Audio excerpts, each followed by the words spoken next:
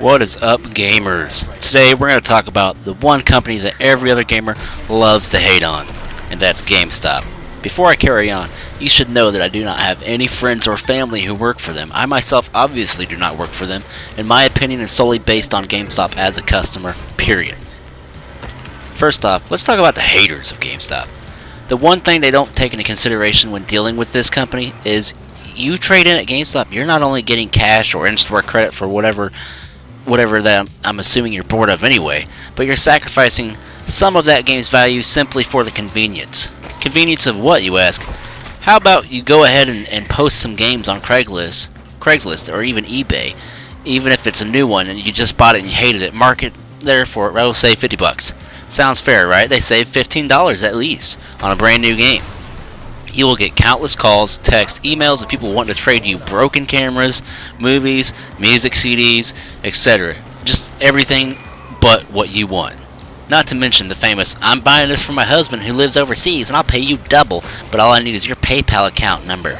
Yeah, figure that one out, fucking dumbasses. Anyway, okay, let's see. I mean, hell, you didn't even have to go to a pawn shop and bargain with a guy who he wouldn't give you half of what you wanted anyway.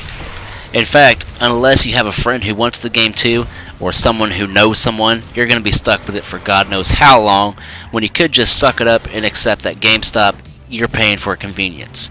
Granted, if you're patient, you can get a little better of a deal by selling it to another gamer, but let's face it, most of you aren't. Hell, I'm not. I admit, there are times when I want to trade a game, and I find that the amount they are offering isn't worth it to me, so I keep it.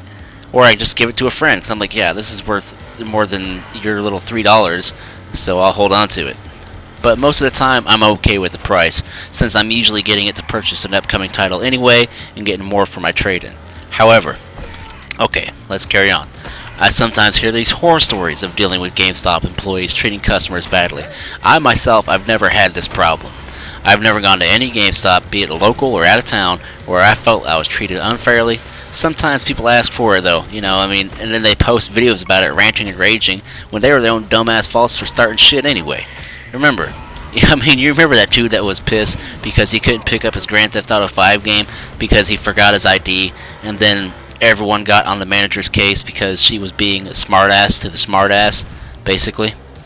Granted, it was unprofessional of her, to feed into his whateverness, and yeah, so that was bad. But if you aren't such a regular that they don't know your face, they don't know your name right when you walk in, you're gonna have to have an ID. I mean, fuck, they're not just gonna hand a $60 game over to somebody who walks in because they just happen to know a guy's phone number.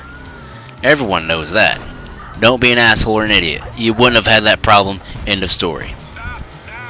Let me tell you about a problem I had recently. I was trading in my PlayStation 4 and I didn't agree with the trade-in. You know, the rubber piece on the sticks that the rubber comes off so easily? Well, that was enough, I'm not kidding you, to label my system as defective, which would have cost me $100, $120 on my trade-in value, basically, so I'd have been taking a hell of a fucking punch to the gut. I sure as hell wasn't accepting that. The employee knew it was bullshit, I knew it was bullshit, and we both knew I wasn't going to take it without a fight. This guy took the time out of his busy day to call his manager, ask him if there's any way he can override this or do something about the stick. After an hour of looking like the creepy old guy in GameStop standing around for no reason, he was finally able to get a hold of him and my trade-in went smoothly. My point is, this dude's pay wasn't getting any better just because he was helping me out, but he still did it anyway. Even when he was the only clerk at the moment and he had steady customers coming in, he still took time out for me to fucking do that. I mean, so if you're having bad problems with some of these employees, then I assure you it's probably an isolated situation, or maybe you just live somewhere where there's a bunch of fucking assholes. But it's no reason to go on demonizing an entire company. If you want to demonize someone, how about you demonize the human race for greed to begin with?